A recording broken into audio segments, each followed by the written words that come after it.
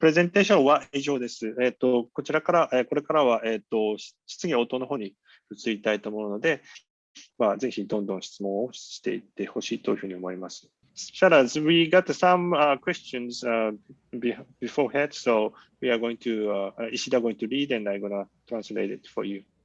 Okay? ではまず一つ目のご質問です。先日のコインギークカンファレンスニューヨークのハッカソンで、メタ太郎さんを評価されたと思うのですが、良かった点はどのようなことだったのですか？ So the first question is about the hackathon finalists last conference. The Metataro, the next guest today, is you voted for him, but what's good about the project? The Metataro, the Japanese point system. I see. Sorry.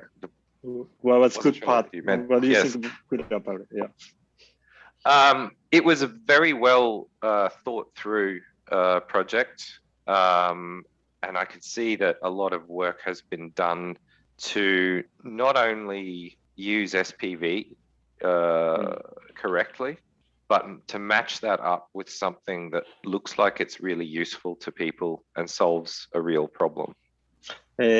まず最初に非常に考え抜かれたサービスだなというふうに思いましてですね。そして非常にたくさんのなんていうんですかね、その仕事をもうすでにやってきたという感じがすごく受けました。そしてやっぱり評価した点はですね、その SPV を使っているというところがすごく良くて、それがやはり一般の人に使ってもらえるような形で提示されていたので、そのところを非常に評価しました。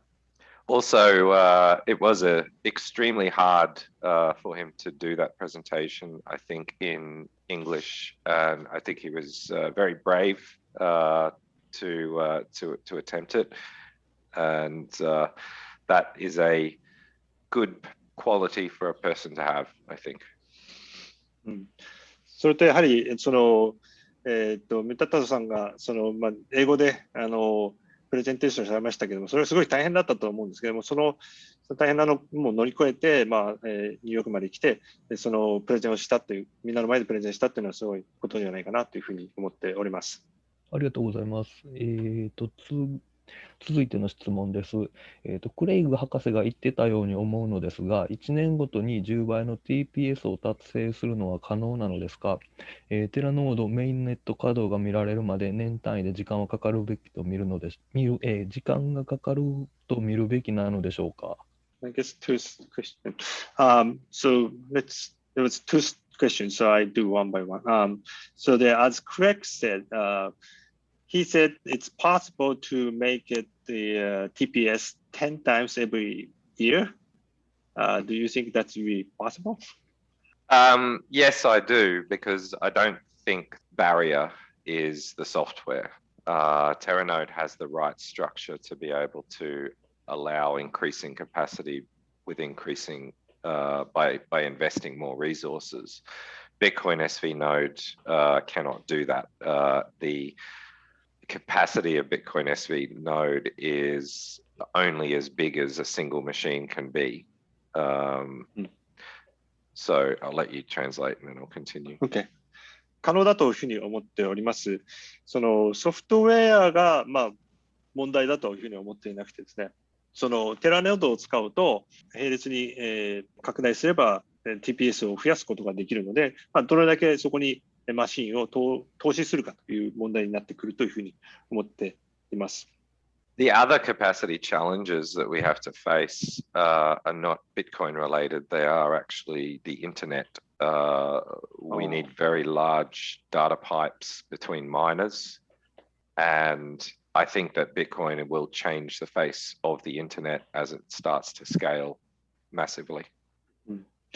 そうですね。そしてもう一つの、キャパシティの問題としては、それはBSV の、ソフトウェアとかネットワークの問題というよりは、インターネットの問題になってくるというふうに思っています。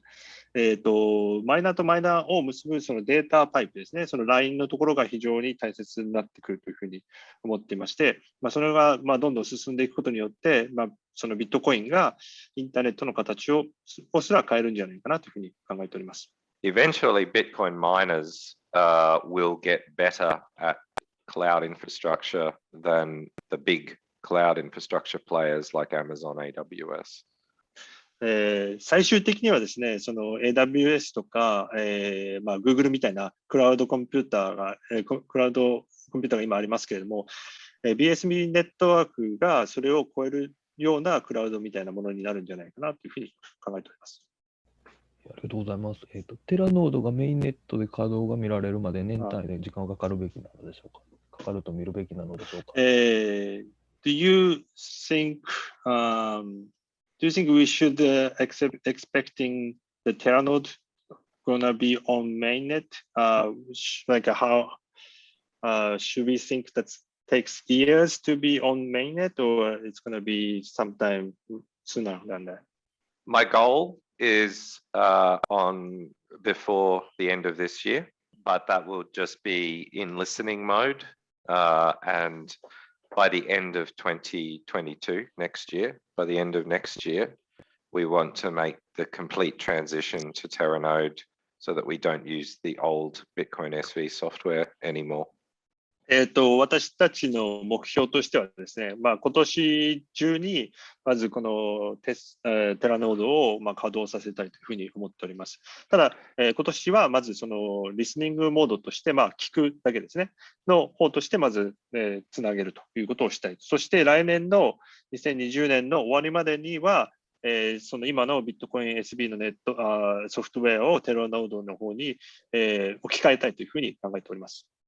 Terra Node is almost entirely new code, but we are going to retain the Bitcoin script engine from the original Satoshi code.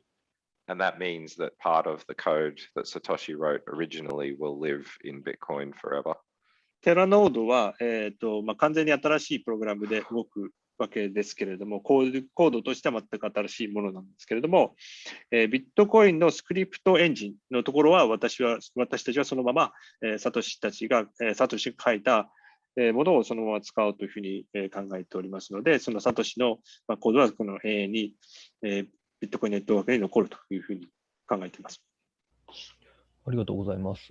次のご質問が、マイニングの難易度アルゴリズムはどのタイミングで変更予定なのでしょうか。具体的な例としては、BTC が法的に厳しくなってきたときなど、また BSV ノードは最終的に専用線の直結による通信となるのでしょうか。What is your plan to the timing wise to change the mining algorithm? Difficulty algorithm to change the difficulty algorithm in the future? Is it like something to do with other Bitcoin network? Yes. The timing depends on the hash rate and the amount of transaction volume on the Bitcoin network, because we don't want Bitcoin SV to be vulnerable to an attack that is possible under the old difficulty adjustment algorithm. So we must wait until blocks reach maybe 50 gigabytes in size, and then we can change. そうですね。他のビットコインネットワークとの兼ね合いというのがすごく大切だと思います。ハッシュレートが相当高まってこなければいけない。それからトランザクションのボリュームが増えていかなきゃいけないというふうに思っております。やはりビットコイン SB ネットワークがあんまり早い段階でその昔のアルゴリズムの方に戻すと、アタックを受けるようなリスクも増えてくるので、それを早々にやることはできないというふうには思ってますけれども、多分ですね、ブロックがですね、50ギガバイトくらいになれば、多分、変更できるんじゃないかなというふうに思っております。それから、BSV ノードは最終的に専用線の直結による通信となるのでしょうか。This is a little related questions to what you explained, but eventually the miners node between miners node they are going to use the leased line or like a private circuit between like a dedicated line between the miners? Yes, I think eventually that will happen. There's several steps when you have cloud-hosted hardware or regular data center. You just make use of the public internet, and when you need more bandwidth, you can start you can get specialist bandwidth providers to provide you private access to certain cables to increase the capacity.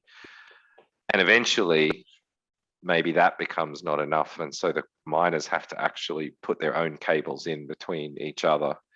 I think in time, miners will lay cables under the ocean of their own and become infrastructure providers at the physical layer.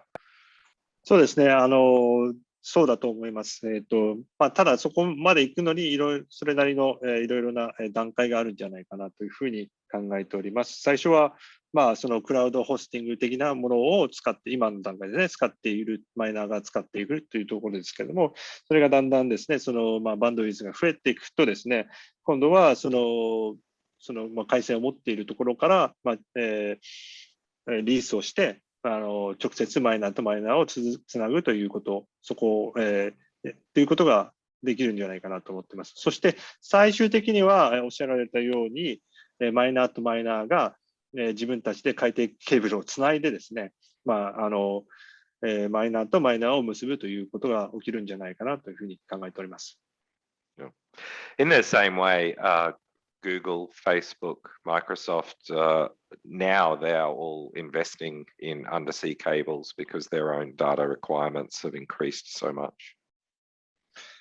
そうですね。これは本当に、例えば Google とか Facebook とか、そういう大きい会社がですね、今実際に自分たちがそういうふうに海底ケーブルとかに投資をしてやっているのと、全く同じことだったというふうに思います。ありがとうございます。次のご質問が、テラノードで実現するパラレル処理化というのは、コンピューターサイエンスでいうシャーディングをビットコインで行うことなのでしょうか？ Question is Terra Node. Is it Terra Node? It's basically the sharding of the Bitcoin network, like a sharding as a computer science word of the sharding, like a several computer and to treat one database. I understand the question. Yes. Yes, but not in the same way that Vitalik talks about sharding with Ethereum. I'll let you translate that and then I'll explain more. そうですね。そうだと思います。そのシャーディングという意味を正しい意味ではそうだと思いますけれども、イーサリアムの開発者のビタリックが言っているようなシャーディングではないということです。Yeah. So one Terra node may be made up of 10 or 100 machines, and we shard inside the Terra node itself. But there are multiple Terra nodes, and the Terra nodes all do all of the work. They don't shard externally, it's only internal to the Terra node. テラノードのノードは10台も100台もあるわけですけれども、その中のマシンの1台の中でシャーディングをするということ。Is it that you're saying like a Terra node, Terra node, one node has like 100 to 10 to 100 machines? Yes. We actually use the term C node or cluster node to distinguish between one of the machines inside a single Terra node unit and like a Bitcoin node. Otherwise, it becomes confusing if we use the same term. I see. 私たちは、これを C ノードとかクラスターノードというふうに翻訳しています。そうしないとちょっと、その言葉がこんがらがってしまって分からなくなってしまうのでということです。So go ahead, sorry. Just want to say, Bitcoin is actually designed for this. We discovered this when we were designing Terra Node. We use the transaction ID to determine which shard a transaction should be processed by. And that's really powerful because when you know the transaction ID, even though there might be 100 machines in a cluster, you can know exactly which machines are going to do the work for that particular transaction, and that makes the Terra Node design much easier. そしてこの並列化というのはビットコインが最初からこういうふうにデザインされていたことだというふうに私は思っています。それはこのテラノードを設計していて気づいたことなんですけど、この、テキスト ID を使う、トランザクション ID を使うと、その並列化しても誰が何をやっているかというのが分かるということです。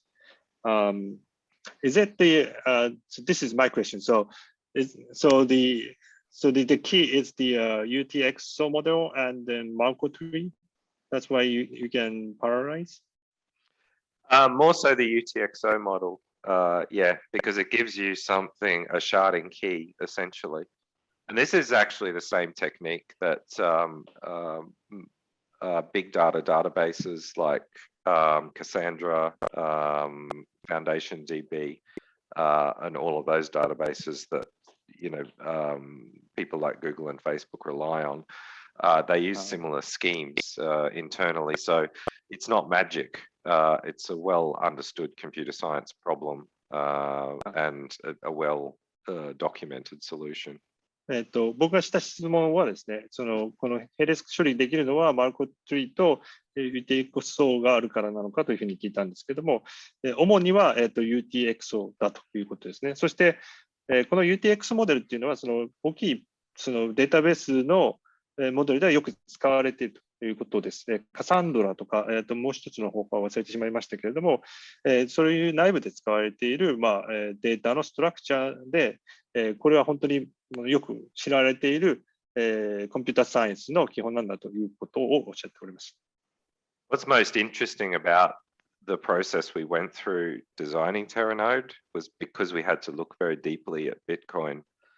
It became very clear to me that when Satoshi designed Bitcoin, he was thinking about this problem, this scale problem. And he made sure that the Bitcoin design didn't have any blockers or problems with using this sort of technique.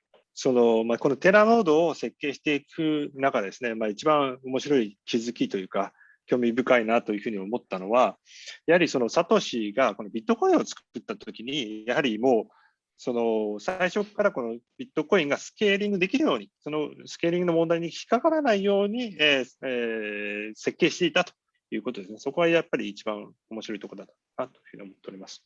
チャットの方にも質問を書いていただいているので、こちらの方を代読させていただきます。まず一つ目ですけれども、メタネットの発表以来、あまり関連の開発計画がなかったみたいなのですが、特にメタネットに登録したデータの保存や読み取りなどに関心しますと、何か情報ありますでしょうかと。The question about MetaNet, haven't we hear about the development of a MetaNet recently? But I'm very interested in the MetaNet, and then also what's going to happen the data in the MetaNet. Do you have any information about it? MetaNet is not my focus because it's outside of infrastructure, but there are definitely people in nChain working on more advanced MetaNet structures, and there are people who are building on top of the MetaNet concept outside of nChain as well. nChain released some of that IP, I think, for open use on BSV. So there is definitely activity there. And the useful thing about MetaNet is it's a way to apply structure overlaid on top of the Bitcoin network to data. So I think it's a potentially extremely powerful tool, but it's quite early in its development and adoption still. そうですね、メタネットは本当に面白いと思いますけども、私はインフラの方の担当なので、やはり、自分の方が力を入れているところではないんですけども、nChainの中には、メタネットを中心に研究している人がいて、もっとこのメタネットの高度に発展したようなことを研究している方もいます。そのね、メタネット、nChain 以外の開発者でもこのメタネットを、研究されている方はだいぶいると思います。メタネット自体は、nChain の IP なんですけれども、BSV の、ライセンスになっているので、BSV を使っていただく方には、そのまま無料で使っていただけるような形になっています。ストラクチャーとしては、そのオーバーレイネットワークと言われるもので、ビットコインの上に乗っかるようなもので、非常に面白いと思ってますけれども、まだまだ開発が始まったところという感じではないでしょうか。ありがとうございます。次が、以前に AI は BSV 上でしか実現できないとおっしゃっていましたが、その理由をお教えいただけますかと。また、BSV 上の AI というのはどのようなものになるとお考えでしょうか。The question about the AI on BSV network. Do you have any idea? I heard about the I heard that you said the AI, real AI cannot, real AI can be only exist for BSV network. Why is this? What's the reason you think so? What kind of AI going to be on BSV network? I'm actually not sure what they're referring to. I don't recall saying anything about that, but I certainly think that that Bitcoin has the capability to play a role in artificial intelligence. But that's a big and complex area, so I'd be guessing if I tried to suggest how it might be done. 自分はその AI について、そのビットコイン SB 上で AI は可能だというふうに考えておりますけれども、自分がそのような BSV 上でしかありえないみたいなことを言ったつもりはないので、ちょっとそこはわからないですね。はい、非常に複雑に絡み合っている分野なので、ちょっと私の専門分野ではないという感じですね。次お願いします。次が、現在、世界中の CBDC の実証実験をどのように見られていますか。BSV に最終的な採用要素はあると思うのですが、コインギークの記事を見ていると、いずれの国も BSV の名前が目立たないような気がします。シャダーズさんの CBDC に対する見解をお聞きしたいです。It's a question about CBDC.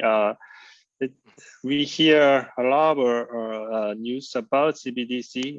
The central bank is around the world is testing CBDC, but BSV can be. I think BSV can be the candidate of the CBDC, but we don't hear much about it. What do you think about that? I think Bitcoin is a very new technology in this, rather public blockchain is still a very new concept for governments and big institutions to understand the benefits of public blockchain versus private blockchain. It's a little bit like the internet. Most governments right now are looking at private blockchain solutions and solutions that don't use proof of work because they don't know that they necessarily understand the benefits of those just yet. But remember 20 years ago when the internet became a big thing, almost all large companies didn't want to connect to the internet. They were frightened of it. So they all built intranets. And eventually they started connecting all their intranets to each other. And when you connect lots of intranets together, you end up with an internet. So it took these companies a long time to understand that and become comfortable with it. The same with cloud computing. At first, nobody would use cloud computing because they didn't think it was safe. And then they understood that they could. And I think that public blockchain or Bitcoin is the same, but we're early in that life cycle. So governments will become comfortable with it over time, and then they'll understand that a CDBC solution actually needs to be on a public blockchain like BSV. そうですね。ビットコインはですね、その新しいテクノロジーだということなんです。なので、やはりそのパブリックブロックチェーンっていうのは、なかなか新しいコンセプトなので、なかなかその大きい会社とか、政府というのが、それをまず理解するというところの段階まで行ってないように感じますね。パブリックブロックチェーンか、プライベートブロックチェーンかというような話がありますね。これもなんか昔20年前にですね、インターネットが始まった頃、これが本当にビッグディールだと、すごいことだという話になったけれども、やはり大きい会社とか企業とか、会社と企業とか、政府とかですね、なかなかそれが怖いものだ、インターネット怖いものだって言って、なかなか使わなかったというものがあります。それで自分たちが彼らが作ったのがイントラネットだということですね。それでインターネットがどんどんつながっていって、結局それがインターネットになっちゃいましたよというようなことがあります。ですから時間がかかるということ、それからこのパブリック、ブロックチェーンっていうのは新しいことだということですね。クラウドコンピューターとして、クラウドコンピューターも同じような、扱い、最初はなかなか何なんだこれは危ないものだなみたいな感じに扱われてましたけど、今は企業でも、政府でも使っているわけで、ですからこのパブリックブロックチェーンっていうのが理解されるとき、そういう BSV とかが使われるということは十分にあるんじゃないかなというふうに思っています。次がこれ、ライトクライアントで読み方いいんですかね。ライトクライアントのサービスは中心化のサーバに依存する多数ですが、サーバのバグやハック管理ミスなどにどう対応防止しますか？ The question about Lite Client, Lite Client service that you explained, that Lite Client service seems like depend on the center server, maybe mining server, I guess. So how they deal with or prevent a bug or hack or some mistake of database management or something? So let me just take this slide back a little bit. So this here is the core of the network. You can still see the slides? Mm-hmm. Yeah, this here is the core of the network, and these are the service layer points, I suppose, that the clients can connect to. Most of those are provided by the Bitcoin miners. They provide these services like Mappy, for example. The beautiful thing about Bitcoin, though, is almost everything is mathematically provable. So you don't need to trust that the miners haven't been hacked. You can execute an SPV proof or some other form of proof to confirm that the data that they've given you is actually valid. Even if they give it to you by mistake, they give you incorrect data, you'll be able to see that it's not correct. And that means that you know not to trust the data, and you can go and connect to another miner instead and get correct data. Mm-hmm. この中心部が、ありますけれども、このグラフの真ん中ですね、これがマイナーですけども、そのマイナーの周りの、ところがこのクライアントサービスになるわけですけども、これは基本的にマピーのようにですね、マイナーが提供するような形になるんじゃないかなというふうに思っております。ビットコインのやっぱり美しいところっていうのは、その中央のサーバー、そのマイナーが、必ずしも間違ったことをしたとかということを、数学的に見れるわけですね。その数学的にそのデータが正しいかどうかっていうのが分かるということですね。それは SPP のプルーフとかを使えば分かるので、例えばもしサーバーが間違った情報をそちら、マイナーがあなたに上げたとしても、それが間違ったということがすぐに分かるということですね。ですから、それであれば他のノードにつなげればいいだけの話なので、そこはやはりそのビットコインの素晴らしいところではないかなというふうに思っております。So we can do this with other services as well, use Bitcoin style techniques. An example is Paymail. It would allow me to get a Bitcoin address from you, even if you're not online. And there are methods in Paymail that would allow me to confirm that it really is your address and hasn't been replaced by a hacker. simply by you using a Bitcoin signature over that address, and that is attached to a well-known public key associated with your identity. That way, if a PayMail service got hacked and they sent an attacker's address instead of yours, I would be able to know because the signature verification would fail. Okay. Okay, this is not easy one to explain, but これ例えば、ペイメールとかでも、同じことですね。例えば、このペイメールですけれども、オフラインでも同じように、チェックができるということですね。それはビットコインの署名を使うことによって、その真偽が、確かになるということですね。ですから、ペイメールサーバーが、ハックされたとしても、それが、ビットコインの署名と付き合わせれば、自分の署名と付き合わせれば、それがハックされたかどうかっていうのが分かるということです。企業用のブロックチェーンなら、どの企業ニーズに満足していますか？データ保存ですか？また普通の人々、日常で使えるお金のニーズにも力を入れていますか？企業用のブロックチェーンならどの企業ニーズに満足 So the question is, I guess like ordinary companies and businesses, if they use the blockchain, what kind of needs we have to fulfill for them? Like, are they looking for saving data or like the money for people can use everyday life, or what's the important things we think? There's many, of course. So I won't try to give all the answers because even I don't know them all. Payments, of course, is very, very important. But outside of payments, I think the most valuable property of Bitcoin is its ability to secure data.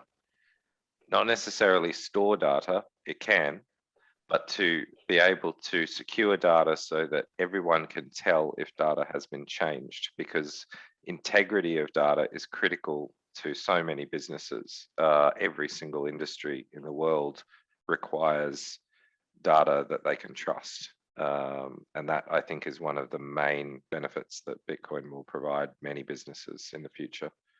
そうですね、すごいたくさんあると思います。それを全部答えることはちょっと難しいし、私もわからないこともたくさんありますけれども、ただ、ペイメント、支払いですね、支払いとかに使うっていうのは非常に大きいところじゃないかなと思います。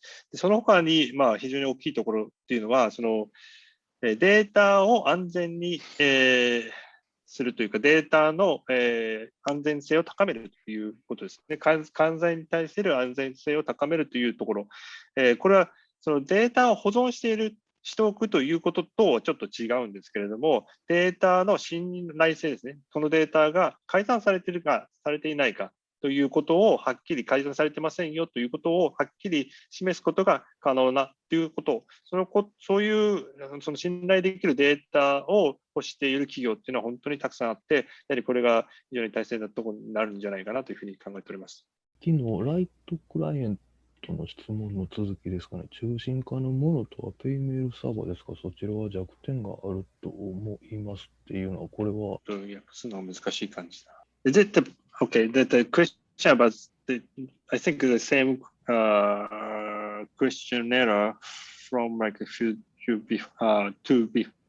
about the Lite Client. Yeah, the earlier one. The paymail server. Is it? I think the paymail server is in the center. I think that has some kind of weakness. Paymail. That's a question. It would be here. Server is not. I see. It's the service layer. ペイメールサービスは、ペイメールサーバーはセンターではなくて、この真ん中にあるやつですね。Oh, was that the question? Where does it sit, or was there another question? And he also said the paymail server has some kind of weakness. That's it. He asked. I think he think it had some kind of weakness in the paymail server. That's I think. There, I mean, any service obviously has potential for vulnerabilities, and we don't try to solve for every single vulnerability or potential issue in every product. For example, Mappy doesn't have any internal rate limiting built into it, and you could do a denial of service attack on a Mappy endpoint or a Paymail endpoint if you wanted to.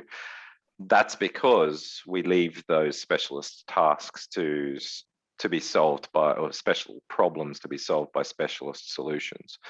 Normally, when you build a website, for example, you put behind Cloudflare or some other denial of service protection mechanism.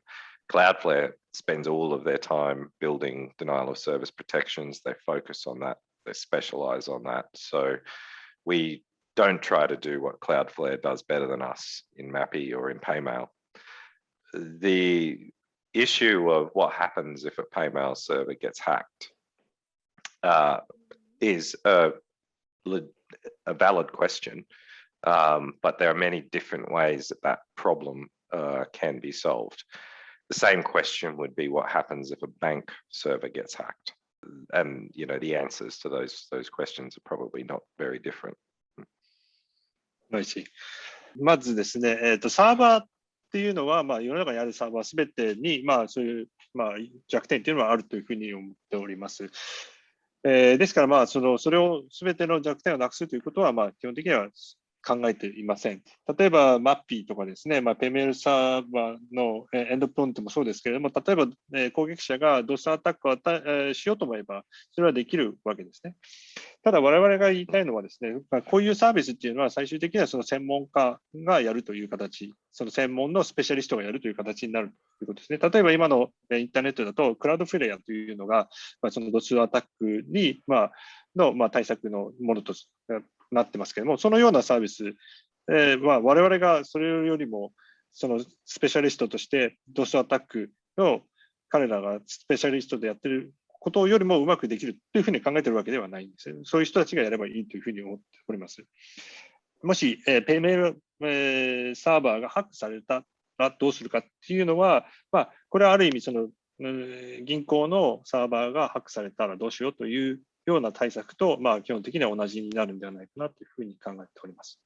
11月の裁判以降、サトシ証明を法的に行った後、クレイグ博士は秘密鍵署名を公で行うと YouTube やブログでほのめかされていますが、博士は、署名を2016年を最後に公では行わなくなったが、それ以前はnChain の内部でも秘密鍵署名は頻繁に行われていたのですかと。This, I mean, first of all, this should be off record, and then if you don't want to answer, you don't need to answer. This is a question we got prior of this event, so you just need it. But so the correct CSW is mentioning about the eventually he going to prove his private key. He has a private key or not, I guess, in the public.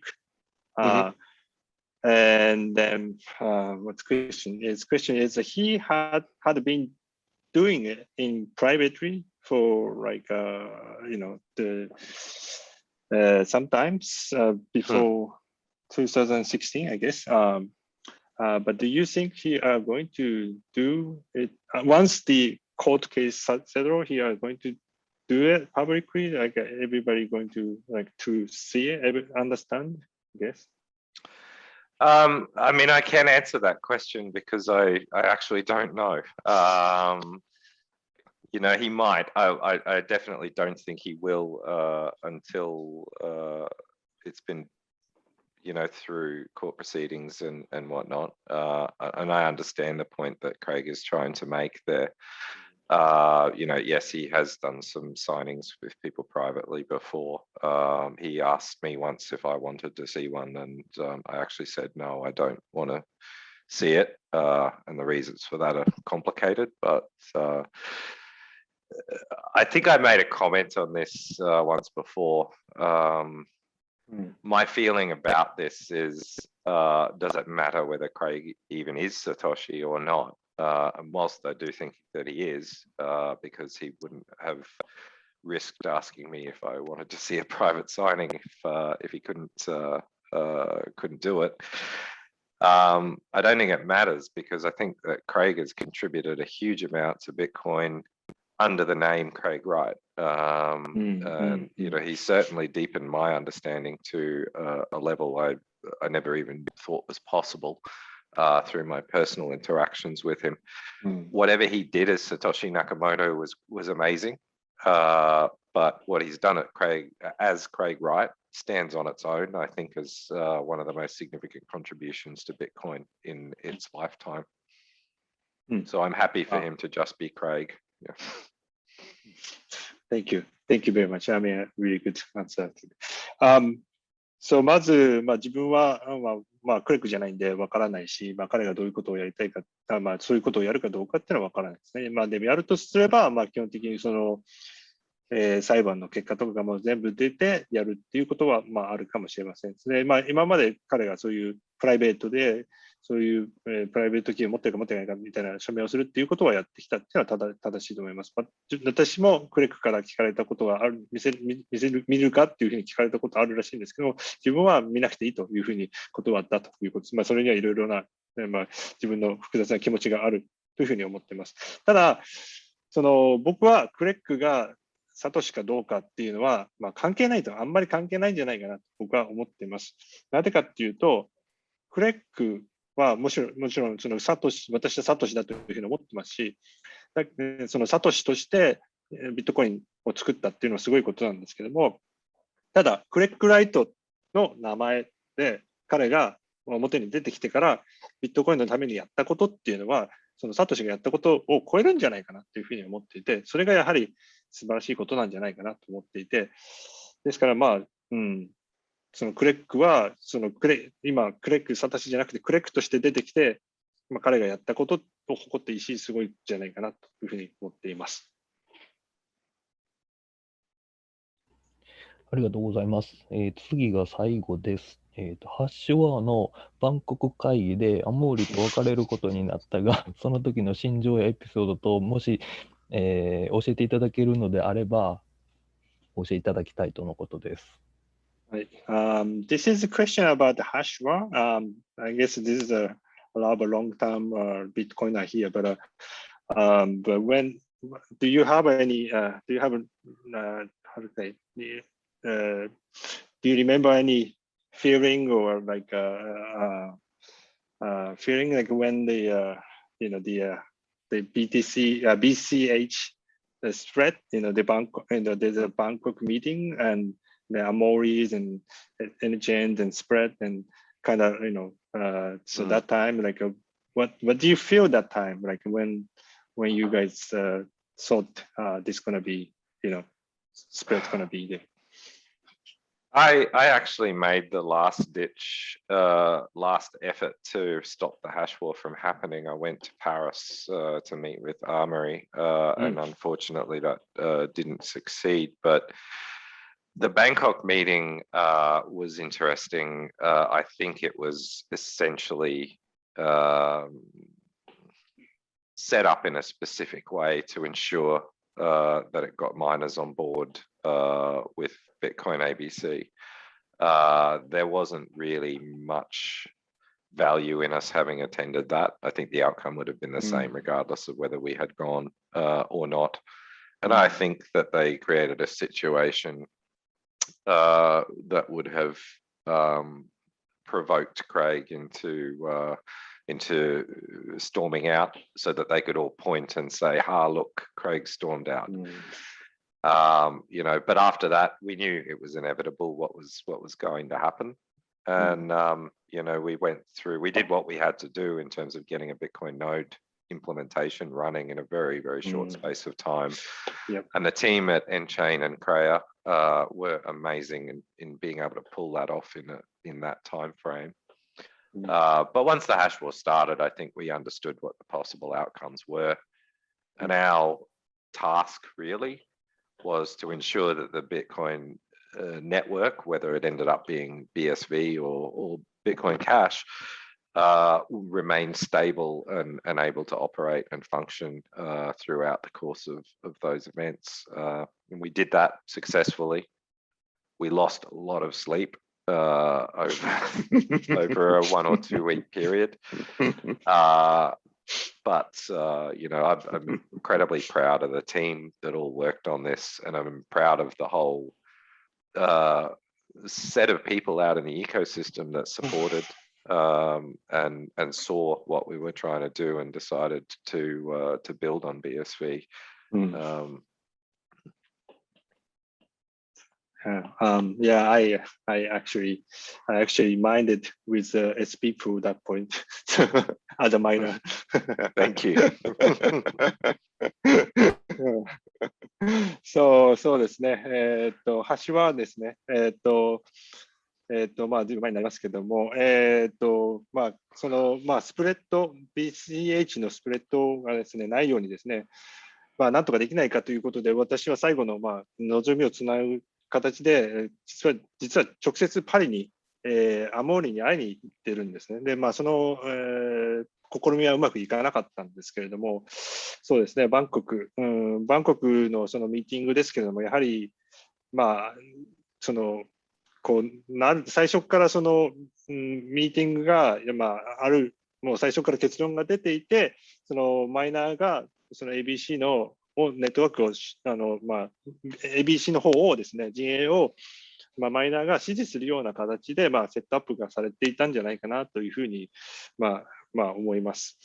そうですね。そしてやっぱりその CSW をそこでちょっと怒らせて、彼が怒って出ていってしまったわけですけれども、それで彼を悪者にするっていうようなことは、こうやってほらやっぱりなんかね、その話し合いもできないじゃないかみたいな感じのふうになんかそういうものが最初から結果がというか最初から決まってたような感じがあります。そうですね。それがあってからはそのハッシュワーになるっていうことが分かってから我々がやったっていうのはその短期間でノードをソフトウェアを自分たちで作っていくということを準備をするということをやりまして、そのクレアと nChain も一緒にやったんですけれども、本当に非常にいい、チームで本当に、その短期間でよくそういう準備ができたなというふうに我々は思っております。